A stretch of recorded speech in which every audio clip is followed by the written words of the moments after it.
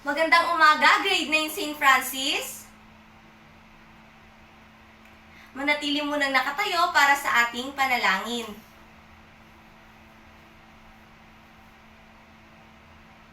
Amen. Maari muna bang bago umupo, pakipulot muna ang mga basura na nakikita sa inyong silong ng upuan at pakiayos na rin ang inyong mga upuan sa tamang hanayan. Tapos na bang lahat? Maari na kayong magsiupo? Kamusta naman ang lahat?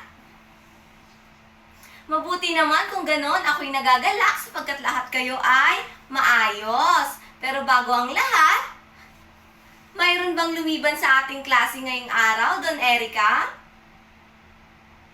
Magaling, kung ganon, ako nga'y lubos na nagagalak sapagkat lahat kayo ay naririto at alam ko lahat ay interesado matuto ngayong araw sa ating klase. Palakpakan naman ninyo ang inyong mga sarili.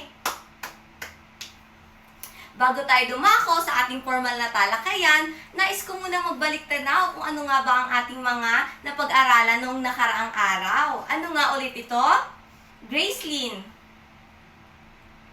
Mahusay ang ating napag-aralan kahapon ay patungkol sa patakarang pananalapi. Pag sinabi nating patakarang pananalapi, ito ay Rizalyn. Magaling! Palakpakan naman natin si Rizalyn. Pag sinabi nga nating patakarang pananalapi, ito ay sistema na pinapairal ng Bangko Sentral ng Pilipinas na kung saan sila ang nangangalaga, kumukontrol, nagbabantay at nagpapalago ng ating mga pera sa ating bansa. Kahapon din, napag-usapan natin anong nakaraang araw, napag-usapan natin ang patungkol sa institusyong pananalapi. Pag sinabi naman natin institusyong pananalapi, ano naman ito? Ana. Mahusay. Palakpakan naman natin si Ana. Pag sinabi nga natin institusyong pananalapi, sila din yung mga institusyon na kung saan tumutulong sa ating bansa, na kung saan gumagabay, kumukontrol din ng ating mga pera. Nabanggit nga rin ni Ana na ang institusyong pananalapi ay nahati sa dalawang uri. Ito nga ay ang bangko at di bangko. Pag sinabi nating bangko, dito tayo nag-iimpok at dito rin sila ay nagpapautang sa mga mamamayan.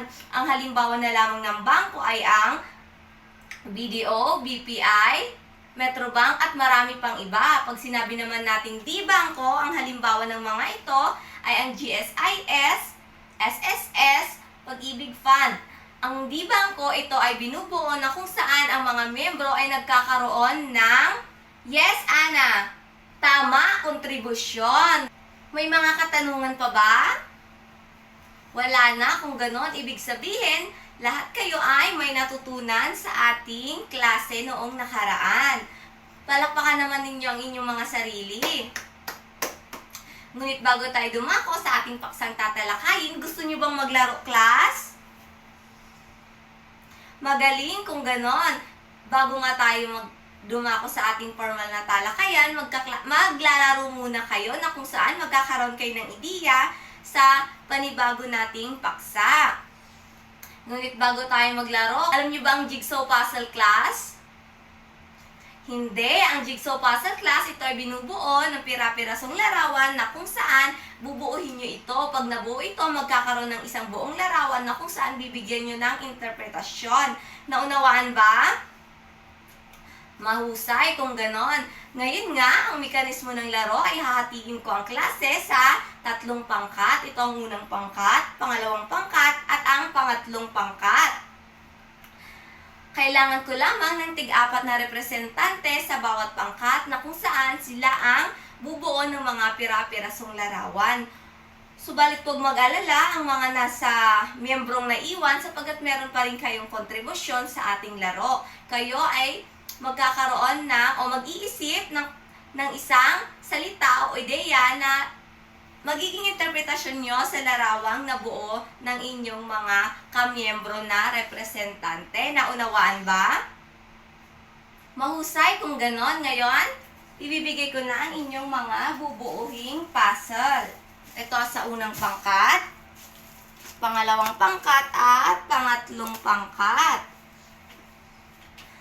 Subalit bago kayo magsimula class, nais ko munang ipaalala na gawin lamang ito ng tahimik upang hindi tayo makaabala sa kabilang klase. Naunawaan ba? Mahusay, kung ganon, maaari na kayong magsimula sapagkat meron lamang kayong 2 minuto sa pagbuo nito. Class, tapos na ang inyong 2 minuto, maaari nyo nang ibigay sa akin ang inyong mga nabuong puzzle. Maraming salamat. Ito sa unang pangkat,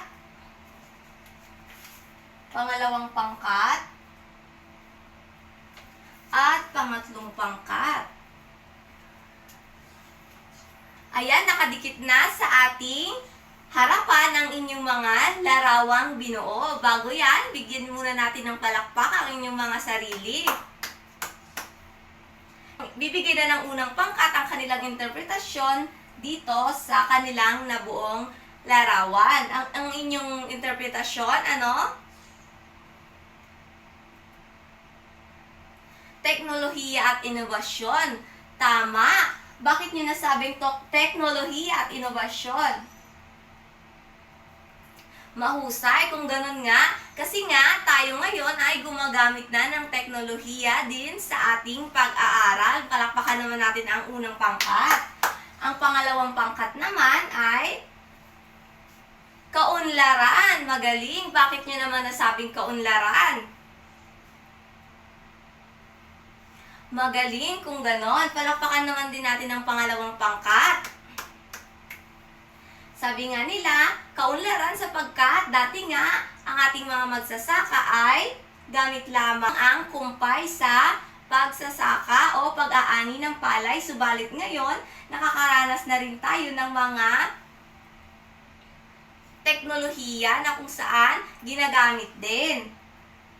Palakpakan naman natin ang pangalawang pangkat at ang pangatlong pangkat. Pag-unlad, maraming salamat. Ang ikatlong pangkat, bakit niyo naman nasabing pag-unlad? Mahusay, tama. Palakpakan naman natin sila. Yan, sinasabi nga nila na pag-unlad sapagkat noon ang ating lugar ay ganito pa lamang. Makikita na maraming kabahayan, dikit-dikit. At ngayon naman ay puno na ng gusali. Subalit alam nyo ba, lahat ng ito ay mayroon ding negatibong epekto sa ating bansa na kung saan nakakaapekto pa rin ito sa ibang tao. Base nga sa ating larong ginawa, batid ko maidiya na kayo kung ano ang ating tatalakayin ngayong araw. Ana Rose? Pag-unlad, mahusay. Sino pa? Jezabel? Pagsulong, magaling. Ang ating yung tatalakayin ngayong araw, ang ating bagong topic ay patungkol sa konsepto at palatandaan ng pambansang kaunlaran. Pag naririnig nyo ang salitang pag-unlad class, ano ang inyong, o ano ang tumatatak o ideya nyo sa salitang pag-unlad? Rizalyn? Pag-angat, mahusay. Sino pa? Patrick? Paglago, mahusay. Ayan nga, bibigyan muna natin ng kahulugan ang salitang pag-unlad. Pakibasa nga, Bea. Maraming salamat. Ayon sa Merriam Dictionaryo, ang pag-unlad daw, ito ay ang pagbabago mula sa mababa tungo sa mataas na antas ng pamumuhay, na kung saan sinasabi, nagmula sa mababa, ibig sabihin ang mga tao ay nakaranas ng mababa hanggang sa nagkaroon sila ng pag-angat ng pamumuhay. Naunawaan? Magaling kung ganon. Ayon naman sa aklat ni Feliciano R. Fajardo na Economic Development 1994, binigyan niyang kapakahulugan ang salitang pag-unlad. Ayon nga sa kanya, ang pag-unlad ay pakibasa nga, Mary Joy. Magaling. Ang pag-unlad ay isang progresibo at aktibong proseso na kung saan nakakatulong sa pag-unlad ng pamumuhay ng tao. Ibig sabihin, progresibo, nagkakaroon ng unti-unting pagbabago at aktibong proseso, ito ay patuloy na lumalaganap o patuloy ang kanyang pagdaloy. Naunawaan ba? Ayon pa rin kay Feliciano Fajardo, binigyan niya rin kapakahulugan ng salitang pagsulong. Maaari bang pakibasa, Reynald? Maraming salamat. Ayon nga kay Fajardo, ang pagsulong daw, ito ay resulta ng proseso. Kung gayon, ang pagsulong ay produkto ng pag-unlad. Ibig sabihin, ang pagsulong ito ay resulta ng mga pag-unlad. Ito yung mga naging kabuuan o kinalabasan ng pag-unlad ng mga proseso. Pakatatandaan din, class, na ang pagsulong ay nakikita at nasusukat. Ang halimbawa nito, mga daan, sasakyan, kabahayan, gusali, pagamutan, bangko, paaralan, at marami pang iba. So, ibig sabihin nga, nahahawakan, nasusukat, yan yung mga resulta o yung mga nakikita ng pag-unlad. Yan yung mga resulta ng pag-unlad. Meron nga tayong video dito, class. Panoorin yung lahat dahil bibigyan ko lamang na... ito lamang ang halimbawa ng pag-unlad sa ating agrikultura.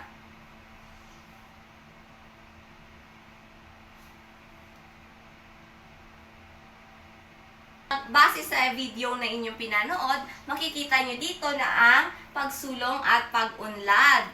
Masasabi natin dito ang pag-unlad, ito ay pagkakaroon natin ng teknolohiya na makabago na kung saan ang proseso ay ang paano magtanim ng palay. Ang magiging resulta naman dito o pagsulong ay ang mga maraming ani o ang kinalabasan ng pag-unlad na ating ginamit sa pagtatanim. Naunawaan ba?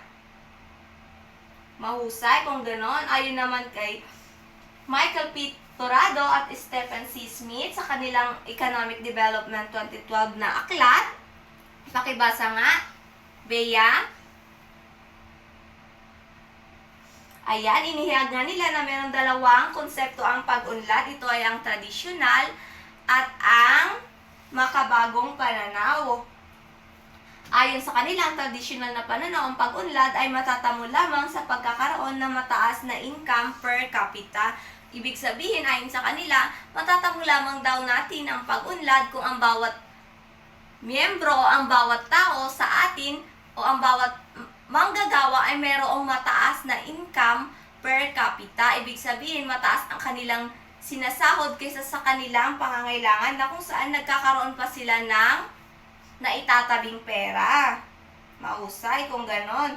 Ayon naman base naman sa kanila sa makabagong pananaw, pakibasa nga, Camille.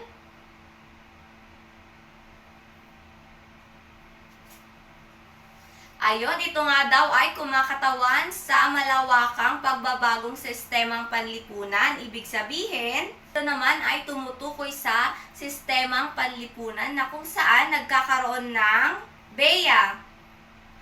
Tama, pagbabago sa mga istruktura o mga relasyon ng tao sa kanilang lipunan. Maraming salamat, Bea. Ang sumunod naman ay ang pambansang kaunlaran. Pag narinig nyo naman ang pambansang kaunlaran, class, ano ang inyong ideya dito? Tama, buong bansa ang pag-unlad. Sino pa? Eric? Tama, ang buong bansa ay nakakaranas ng patuloy na paglago ng ekonomiya. Maraming salamat. So, eto nga, masasabi natin na ang pambansang kaunlaran ay nararamdaman natin o nakikita natin kung tayo ay mayroong aktibong industrialisasyon, mataas na level ng teknolohiya, at may sapat na produksyon ng agrikultura. Ibig sabihin dito sa may aktibong industrialisasyon, patuloy yung ating pagmamanufaktura at paggawa ng mga produkto. Dito naman sa mataas na level ng teknolohiya, sa panahon din ngayon, nararanasan natin ito sapagkat tayo rin ay nagkakaroon na ng mga advanced technology din sa ating bansa. Maraming salamat. Ayan nga, pag may sinabi din, may sapat na produksyon ng agrikultura, ibig sabihin, hindi tayo nakukulang, bagkos meron tayong sapat na produksyon sa ating mga pangangailangang pagkain. Maraming salamat. Ngayon naman, dumako tayo sa sunod. Ayon sa akda ni Amartya Sen na Development Freedom noong 2008, kanyang ipiniliwanag ng kaunlaran ay matatamo lamang kung mapapaunlad ang yaman ng buhay ng mga tao kaysa sa yaman ng ekonomiya nito. So ayon nga kay Amartya Sen, matatamasa lang daw natin ang pambansang kaunlaran kung ang mas mayaman daw ang mga tao kaysa sa ekonomiya nito. Maari nga siguro, 'di ba? Kasi kung mayaman ang mga tao, hindi tayo maghihirap, marami tayong mabibili na mga produkto at kung ano yung mga pangangailangan natin, natutustusan natin. Tama. Ngayon naman, may mga katanungan pa? Wala na. Sunod, dumako na tayo sa mga palatandaan ng pambansang kaunlaran. Meron dito una, pakibasa nga, Danilo. Yan, pagkakaroon ng pagsulong sa isang bansa.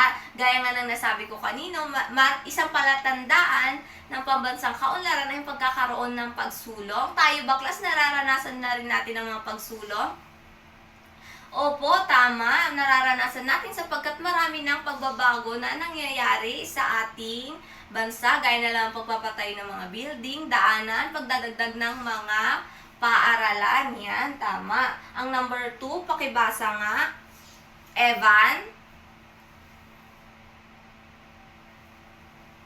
Ayan, mga pagbabago sa lipunan gaya ng pagpapatayo ng istruktura. Pag sinabi naman nating pagbabago gaya ng pagpapatay ng istruktura, yun nga, gaya ng sinabi ko rin kanina, nagkakaroon ng maraming pagpapatayo ng mga gusali sa ating bansa. Nagkakaroon ng patuloy na pagsulong. Ang pangatlo, ang pag-unlad ng pamumuhay ng tao ay pagbabawas ng mga squatter. Ibig sabihin, masasabi daw natin, isa itong palatandaan kung konti na lamang ang squatter sa ating lugar.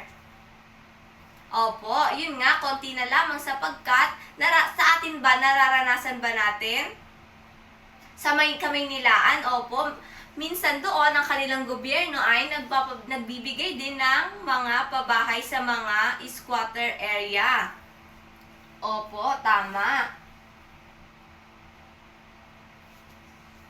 Ang ikaapat naman, isang palatandaan din ang hindi makikita ang pagkakaroon ng hindi pagkakapantay-pantay sa antas ng pamumuhay ng mga tao. So, ibig sabihin dito, masasabi nating palatandaan ito kung ang bawat isa sa atin ay pantay na ang trato, wala nang mayaman, wala nang mahirap, na kung saan meron na ang bawat individual na sapat na karapatan. Naunawaan? Ang sunod naman ay mayroong kaayusang panglipunan sa bansa. Isa rin itong palatandaan na kung saan maayos, walang away na nangyayari sa ating bansa. Sunod naman, pakibasa nga, Jezabel.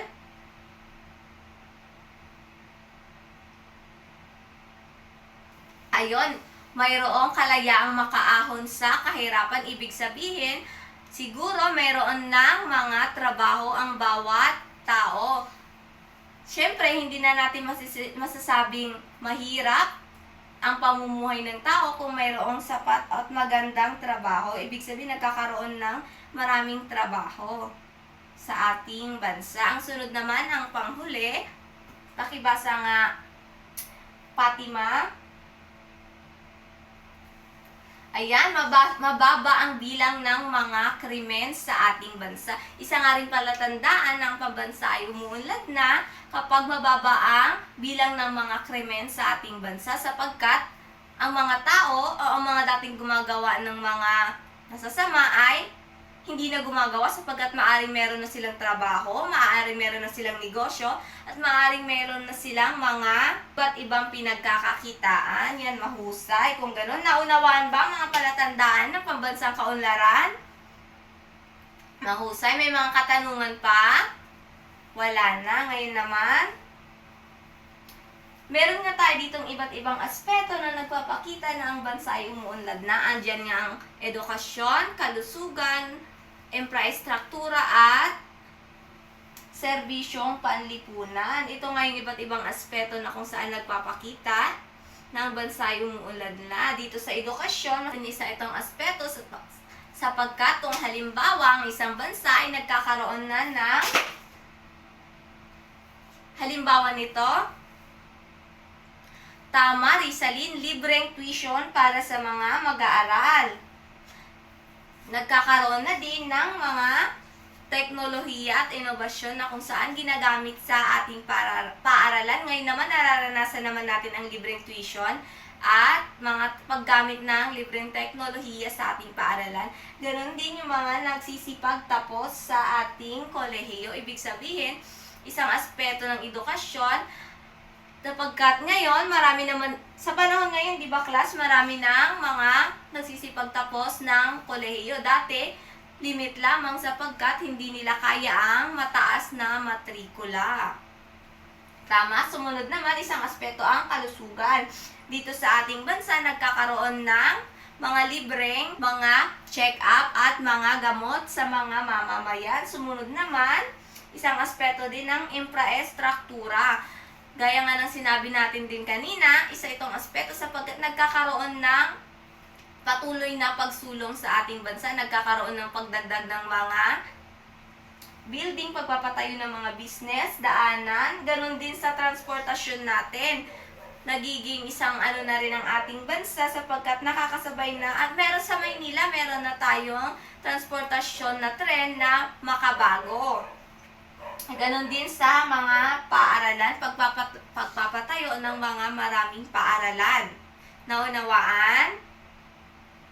Sunod naman ay ang serbisyong panlipunan. Pag sinabi naman natin serbisyong panlipunan, ibig sabihin, meron tayong sapat na mga manggagawa. Pag sinabi natin serbisyong panlipunan, sila yung mga lakas paggawa na kung saan tumutulong sa ating bansa na para umunlad ang ating bansa. Nariyan ang mga pulis, doktor, nurse, at ang ating mga magigiting na guro. Sila yung mga gumagabay at nagkakaroon ng, sila ang mga gumagabay at nagbibigay serbisyo sa ating mga mamamayan.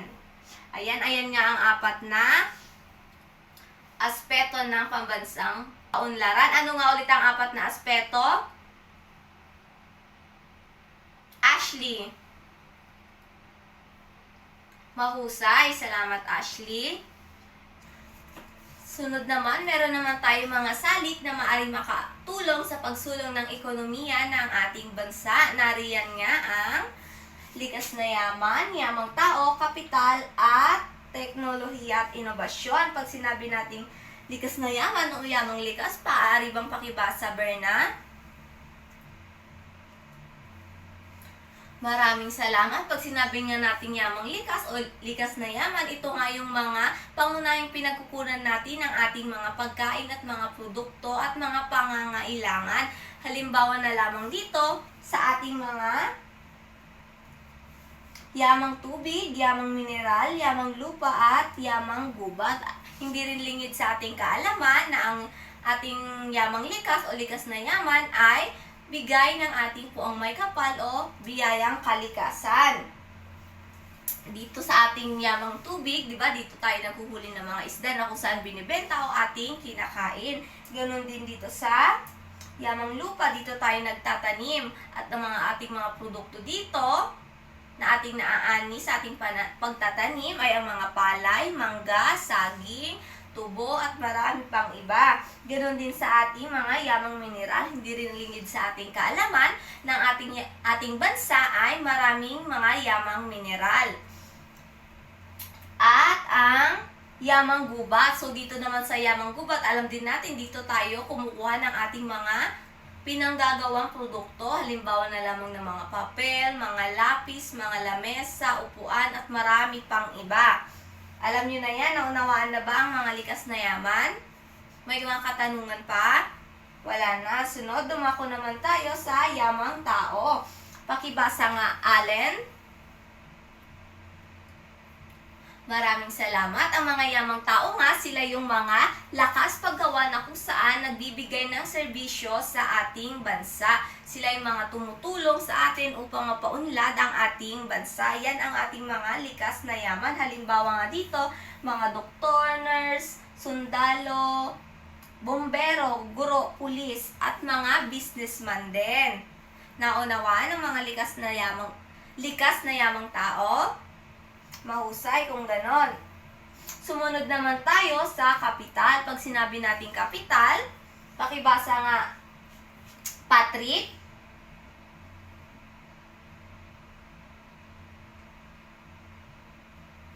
Maraming salamat, Patrick. Ang ating kapital ay binubuo ito ng dalawang uri. Ito ay ang human capital at ang physical capital. Pag sinabi nating human capital, ito yung mga tao na kung saan gumagamit ng skills nila o talino nila sa paggawa ng mga produkto.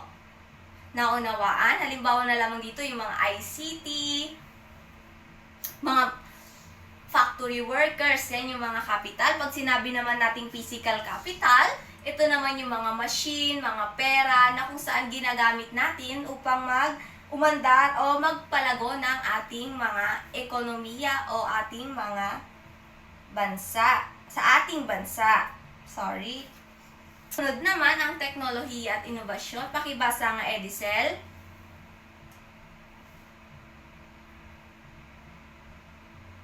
Maraming salamat. So, sa pamamagitan nga ng teknolohiya at inobasyon, dito mas napapabilis ang mga gawain ng mga tao. Mas napapabilis, mas napaparami sapagkat sa pamamagitan nito, mas mabilis ang paggalaw ng mga tao, hindi na gaya ng mano-mano. Halimbawa sa mga factory, di ba? Yung iba, noon, mano-mano pang paggawa. Ngayon, sa mga malalaking factory, mas madami na silang machineries o mga teknolohiya na ginagamit upang makabuo ng mga produkto na kung saan mas napapabilis ang kanilang produksyon. Naunawaan?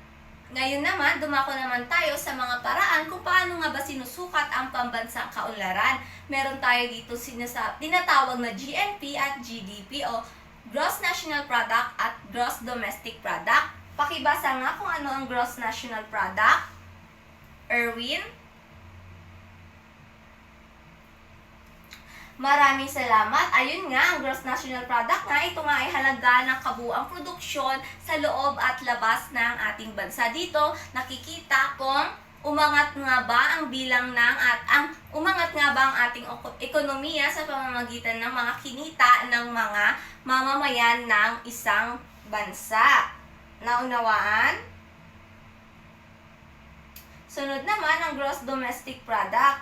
Ito ang halaga ng kabuuang produksyon sa loob ng pambansang ekonomiya. Kung kanina, sa loob at labas, ngayon naman, dito lamang sa loob. Pag sinabing GDP, Gross Domestic Product. Ibig sabihin, sa pamamagitan ng Gross Domestic Product, dito, mas nasusukat din nila yung kabuuang kita ng ekonomiya sa loob lamang ng isang bansa. Kung ano lamang yung kinita sa loob ng bansa, dito mas madedetermine nila agad ang mga kinita ng ating bansa o kung lumago nga ba ang ating ekonomiya o hindi sa taong kasalukuyan. Liban sa dalawa, meron din tayong tinatawag na Human Development Index na kung saan sa pamamagitan ng Human Development Index, ito ay ang pangkalahatang sukat ng isang bansa na matutugunan ang mga halagang aspeto ng kaunlarang pantao, kalusugan, edukasyon at antas ng pamumuhay. Dito sa Human Development Index, dito nga ay sinusukat sa pamamagitan ng kalusugan, ng edukasyon at ng antas ng pamumuhay ng tao. Kung ang kalusugan ba ay konti na lang bang nagkakasakit, at kung sa pamumuhay ba ay umaangat ba ang pamumuhay ng mga tao o ng mga mamamayan, at sa edukasyon kung dumami ba yung bilang ng mga nakapagtapos o dumami ba yung mga bilang ng mga taong nag-aaral na. Isa yon sa paraan kung paano sukatin ang pambansang kaunlaran. Naunawaan ba? Mahusay kung ganon. Ano nga ulit ang tatlong paraan sa pagsusukat kung ang bansa ay umuunlad na? Gross Domestic Product, Gross National Product, at Human Development Index. Mahusay. Sunod naman, bilang isang mamamayan, meron din tayong kakayahan na makatulong sa pagunlad ng ating bansa. Ito ay ang sama-samang pagkilos. Meron tayo ditong mga maaaring gawin bilang isang estratehiya na makakatulong sa pag-unlad ng ating bansa. Nariyan ang mapanagutan. Dito, nakapaloob sa mapanagutan ang tamang pagbabayad ng buwis at makialam. So, ibig sabihin, tayo bilang isang individual, nakakatulong tayo sa ating bansa kung tayo ay nagbabayad ng buwis. At ganun din sa makialam. Kung alam naman natin ang mga tama, dapat natin itong ipaglaban. Makialam tayo kung alam nating hindi na wasto ang ginagawa sa ating bansa. Ang sumunod naman, meron tayo ditong maabilidad, bumuo, sumali sa kooperatiba, at ang pangalawa sa maabilidad ay ang pagninegosyo. So, bilang maabilidad na tao, maaari din tayong sumali sa mga kooperatiba na kung saan itong mga kooperatiba nito na ito yung mga tumutulong sa mga taong nangangailangan. At dito naman sa pagninegosyo, halimbawa nga kung wala ka namang trabaho, sa pamamagitan ng sarili mong paggawa o pagbuo ng negosyo, makakatulong ka na sa ating ekonomiya o sa ating bansa. At ang pangatlo ay ang makabansa. Dito sa makabansa, nakapaloob dito ang pakikilahok sa pamamahala ng bansa at pagtangkilik ng mga produktong lokal. So dito, pakikilahok sa pamamahala ng bansa, ibig sabihin, pakikilahok sa mga politika, sa mga gawain ng bansa na kung saan makakatulong sa ekonomiya ng ating bansa. Dito sa pagtangkilik ng mga produktong lokal, ibig sabihin, tayong miyembro o isang mamamayang Pilipino dito sa ating bansa, dapat tayo mas pinapahalagahan dapat natin yung mga produkto o mga gawang Pilipino na kung saan sa pamamagitan nito mas nakakatulong tayo sa kapwa natin mga manggagawa ng mga produktong Pilipino. Naunawaan? Mahusay kung ganon. Sumunod naman, meron tayo ditong maalam. Ito ay ang tamang pagboto at pagpapatupad at pakikilahok sa mga proyektong pangkaunlaran sa komunidad. Dito sa tamang pagboto, isa iyan, dapat maalam tayo, alam natin at piliin natin kung sino yung mga karapat-dapat na ating iboto. Dito naman sa pagpapatupad at pakikilahok sa mga proyektong pangkaunlaran sa komunidad, dito, maaari tayo bilang sa bahay na lang natin, pwede tayong makatulong o gumawa ng mga proyekto na kung saan maaari din ito makatulong sa ibang tao. At naalala nyo ba nung pandemic, yung tinatawag na, nakalimutan ko anong tawag dito, ito yung sa give and share, kung ano yung mga kaya mong ibigay at kung ano rin yung mga kayang ibigay ng ibang tao. Kung naalala nyo, nakalimutan ko yung pangalan, basta yon. Isa yun sa mga pakikilahok sa mga proyektong pangkaunlaran ng ating bansa. May mga katanungan pa ba? Wala na. Kung ganon, naunawaan na ba ang ating tinalakay ngayong araw? Mahusay kung ganon. Ngayon naman, wala nang katanungan. Sigurado kayo? Sige, kung ganon, walang katanungan. Ako ang magtatanong. Base sa ating tinalakay o sa ating discussion ngayong araw, ano nga ulit ang pambansang kaunlaran? Jeremy? Mahusay, ito nga ay ang pangkalahatang pag-angat ng pamumuhay ng isang bansa. Sino pa may kasagutan? Evan? Maraming salamat. Ang pambansang kaunlaran nga, sabi ni Evan, ito ay ang pag-angat ng buong bansa na kung saan nararanasan ng hindi lang ng isang mamamayan kundi ng maraming mamamayan. Maraming salamat, Evan. Sunod naman na katanungan. Ano naman yung mga apat na salik na maaaring makatulong sa pagsulong ng ating bansa? Rizalin. Mahusay, ito nga ay likas na yaman, yamang tao, kapital at teknolohiya at inobasyon. Maraming salamat. Sunod na katanungan. Bilang isang mag-aaral o mamamayan, paano nyo na ipapakita ang pagpapahalaga upang maisulong ang pambansang kaunlaran? Sino may kasagutan? Maraming salamat, Evan. Sino pa? Danilo. Maraming salamat. Sino pa? Maraming salamat. Palakpakan naman ninyo ang inyong mga kaklaseng nagsisipag sagot sa ating mga katanungan. Magagaling. At ang sunod, meron tayong huling katanungan. Ito ay ang, bilang isang mamamayang Pilipino, paano mo napapahalagahan ang responsibilidad mo upang makatulong sa pag-unlad ng ating bansa? Shante? Maraming salamat, Shante. Sabi nga ni Shante, makilahok sa mga pangkomunidad na gawain. Sino pang may kasagutan? Sydney. Maraming salamat, Sydney. Ayon nga kay Sydney ay pagtangkilik sa mga produktong sariling atin. Magaling, Sydney. Ano pa? Sino pang may mga kasagutan? Irish.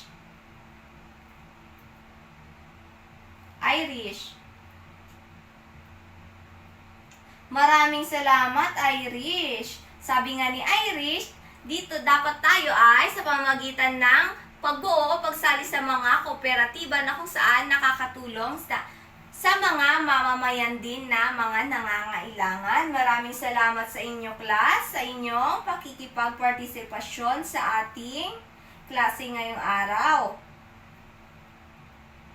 Ngayon naman, may wala na bang katanungan? Bibigyan ko kayo ng 2 minuto para sagutan ang ating ipapagawa. Kung talagang naunawaan nyo, class, ang ating talakay ngayong araw, bibigyan ko lamang kayo ng 2 minuto upang sagutan ito. Basahin nga ang... Hindi, ako na. Babasahin ko ang panuto. Bigyan kapakahulugan ang salitang kaunlaran gamit ang graphic organizer. 6 lamang yan kung ano ang inyong kapakahulugan sa salitang kaunlaran. Ang 2 minuto nyo ay magsisimula na. Tapos na ang 2 minuto, class. Maaari nang itigil ang inyong pagsusulat. Ngayon naman, meron kayong pagsusulit. Ngayon, sa likod ng inyong 1/4, dito nyo isusulat ang inyong sagot na kung saan i-correct din natin pagkatapos nyong sagutan. Ang panuto sa ating pagsusulit ngayong araw, kilalanin ang tinutukoy ng pangungusap. Ibig sabihin, identification. Kung talagang nakinig kayo, alam ko marami kayong makukuha kasi nakinig kayo, sabi nyo. Ngayon naman, ang unang katanungan, handa na bang lahat? Mahusay, kung ganoon, number 1, ito ang halaga ng kabuuang produksyon ng mamamayan ng isang bansa sa loob at labas ng pambansang ekonomiya. Ano ito? Bibilang lamang ko ng 5. 1, 2, 3, 4, 5. Pens down. Ang tamang sagot ay Gross National Product. May mga nakaskuha ba ng tamang sagot? Marami, magaling. Sunod naman, 2 katanungan. Sila ang kilala, lakas paggawa, mas maraming output ang nalilikha sa isang bansa kung maalam at may kakayahan ng mga manggagawa nito. Ano nga ulit ito? 1, 2, 3, 4, 5. Pens down. Ang tamang sagot ay yamang tao. May mga nakakuha ba? Marami pa din, mahusay. At ang ikatlong katanungan, ito ay kahulugan na nagsasabing isang progresibo at aktibong proseso ng pagpapabuti ng pamumuhay ng isang tao. 5, 4, 3, 2, 1. Pens down. Ang tamang sagot ay pag-unlad. May mga nakakuha pa ba? Mahusay, madami pa din. Sumunod naman, ika-4. Ayon sa kanya, sa akda niya na Development as Freedom noong 2008, kanyang ipinaliwanag ng kaunlaran ay matatamong lamang kung mapapaunlad ang yaman ng buhay ng mga tao kaysa sa yaman ng ekonomiya nito. Sino ang author ng aklat ng Development as Freedom noong 2008 ayon sa kanya? 5, 4, 3, 2, 1. Pens down. Tamang sagot, Amartya Sen. May mga nakakuha? Marami pa rin kahit papaano. Sunod naman, number 5. Sa pamamagitan ng mga salik na ito, nagagamit ng mas epesyente ang iba pang pinangkukunang yaman upang mas maparami pa ang mga nililikhang produkto at serbisyo. 5, 4, 3, 2, 1. Pens down. Pens down na ba lahat? Ang tamang kasagutan ay teknolohiya at inobasyon. May mga nakakuha ba? Ayun, nakuha ata ng lahat. Mahusay kung ganon. Ngayon, para naman sa inyong takdang aralin, subalit bago yan, pakipasa muna ang inyong mga papel kay Rizalyn. Ngayon, para sa inyong takdang aralin, magsaliksik ng isang programang pangkabuhayan ng mga naging Pangulo ng Pilipinas, ipaliwanag kung paano ito nakatulong sa pag-unlad ng bansa at ipahayag ang kasagutan sa maikling sanaysay. At ang pangalawang katanungan naman, ano ang sektor ng industriya? Yan, sulatin niyo muna, class. Tapos na ba ang lahat, class? Mahusay kung ganon. Ngayon, dito na nagtatapos ang ating talakayan. Maraming salamat sa inyong partisipasyon ngayon sa ating klase. Naway marami kayong natutunan sa araw na ito sa ating mga tinalakay. Paalam na mga bata. Maraming salamat.